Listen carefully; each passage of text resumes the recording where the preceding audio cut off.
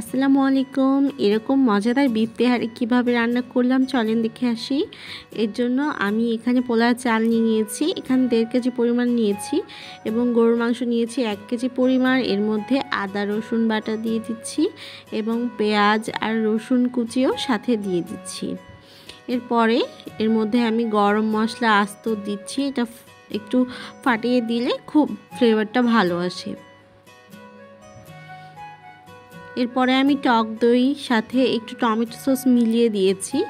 এরপর লবণ, মরিচের গুঁড়া, জিরার গুঁড়া, ধনিয়া গুঁড়া এবং রাঁধুনি বিরিয়ানি মশলা আমি একটু দিয়েছি এবং সাথে একটু তেল দিয়েছি। এটা সরিষার তেল আমি ইউজ করেছি, যেহেতু পুরো রান্নাটা আমি সরিষাই করব।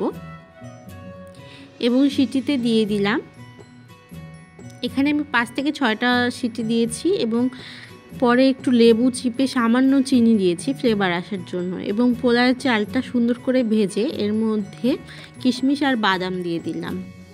এরপর রাইস কুকারে ফুটন্ত পানিতে আমি মাংসটুকু দিয়েছি এবং চালগুলো দিয়ে এর মধ্যে একটু আলু বোখারা দিয়েছি, দিয়ে এটা ঢেকে দিলাম। একটু পরেই যখন একটু পানিটা নিচে নামবে তখন আমি এর মধ্যে কেওড়া জল দিয়েছি খুব সামান্য এবং পেঁয়াজ বেরেস্তা উপর দিয়ে ছিটিয়ে দিচ্ছি। এই যে তৈরি হয়ে গেল আমার মজাদার সরিষার তেলের তেহারি। এটা আমি সালাদ আর কাবাব দিয়ে সার্ভ করেছিলাম।